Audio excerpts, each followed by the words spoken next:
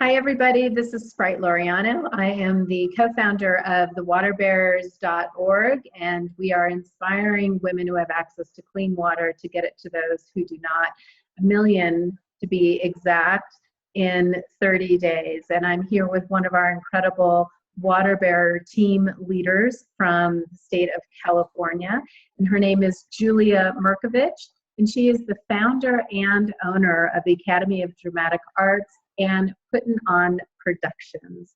Thank you so much, Julia, for being with us. Thank you so much, Sprite, for having me and creating this incredible and necessary mission. Thank you.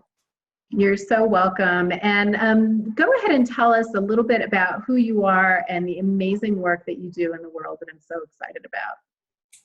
I run, like you said, the Academy of Dramatic Arts, which is a youth performing arts school where we weave in empowerment curriculum throughout the child's process as they're learning the arts. So it's raising your inner voice through the arts. And my nonprofit, Put On Productions, is a youth musical theater production company where we put on full-length musical theater in Manhattan Beach in the Southern California area. The reason why I do it is a little more important than what we do. I always say that through this process, kids really start to hone that very important skill of listening to intuition, developing that inner confidence, and creating their own self-approval rather than seeking it outside first. And so, which goes against our status quo of what is right now. But that's my mission, is to create the new status quo, the new conformity, if you will. So that's what I spend most of my time doing. And I've written a book called Finding Light, which is a fun urban fiction, young adult fantasy, which explores fairies and a girl who sees auras by way of light but doesn't have a light herself, which ties into everything I'm trying to do. Mm-hmm. And I've created a movement that we are really officially launching this spring, April 23rd, with a show that's going to really communicate what grace is. Grace is a movement, and it stands for giving, receiving, and allowing authentic, creative expression. It's a mouthful, but that's why I was so drawn to you, right? Because you are the example for women and children of what it means to truly listen to your heart's calling and ignore the societal pressures of, well, that's not going to earn you money, and that's not going to pay your 401k, and aren't you worried about all of that pressure. It really says, this is necessary, this is why I'm here, and I'm doing this, and that's really what I'm trying to do. So I couldn't not be a part of this.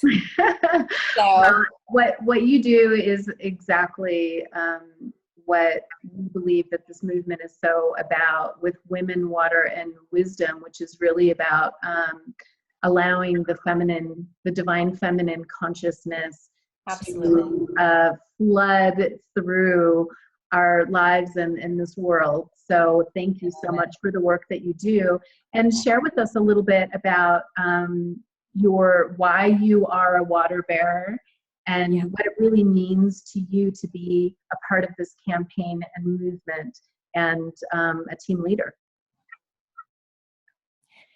You know, they always say, if you want something done, ask a busy person.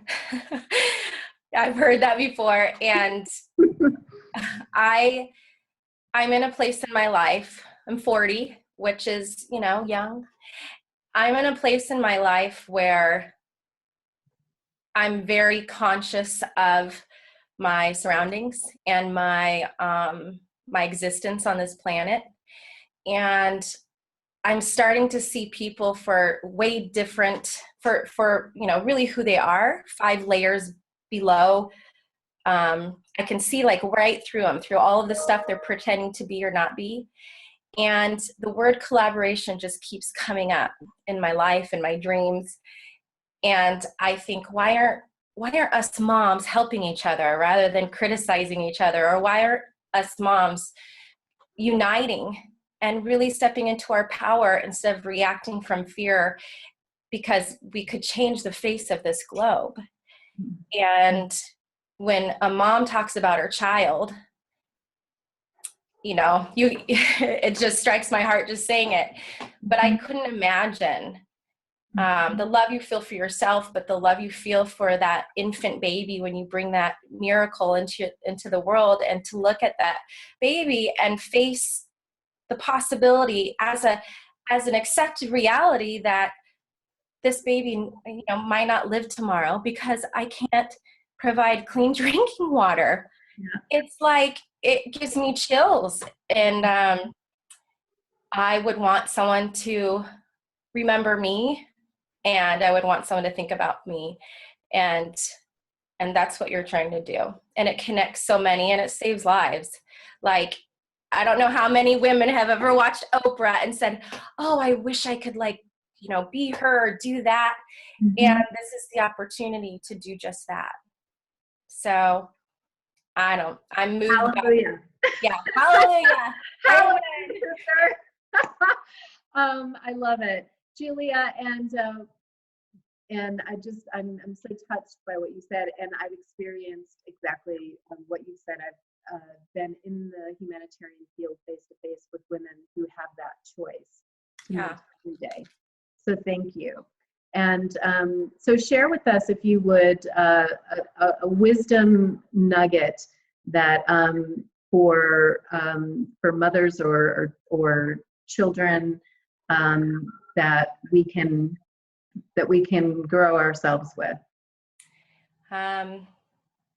Where do I begin? I would say first and foremost that allowing yourself to be a spiritual person, having a human experience, if you can get in touch with that more, I think we would show our children who's our future.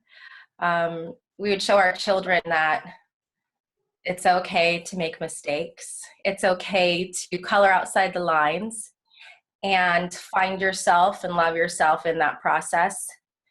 Too often I see this keeping up with the Joneses. I live in a very affluent community, and there's a greater amount of pressure on children than there ever has been to be perfect and hold up to a standard in media and, how women are portrayed through pop culture and what have you. So I feel like if we as mothers can get up and dance just because it feels good, and run in the rain, and make mistakes and share those mistakes with your children. Like last night, I was bawling my eyes out because I got in a fight with their aunt, and it was beyond me, but they wanted to come in. They were so concerned for me crying. And I said, Mommy's crying because I lost my temper, which isn't okay. And your aunt said some things that hurt my feelings, but this is life. What do you think I should do? Just opening that up, because it shows our children that it's the human condition and we're all in this together. So I would say the one thing you can count on is change. That's the one thing you can change. That's the one thing you can count on, and change is good. Oh, I love it. And, what you just shared is really about being that authentic voice, and you're committed to that. It's the work that you do, the passion that you have, and it's so important for us to be recognizing that truth, to be our authentic voice.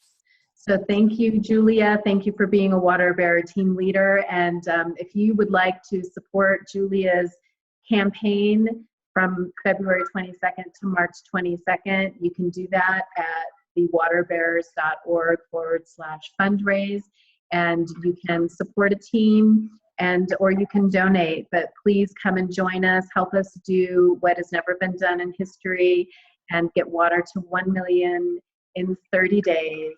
And we're excited to have you on board. God bless you.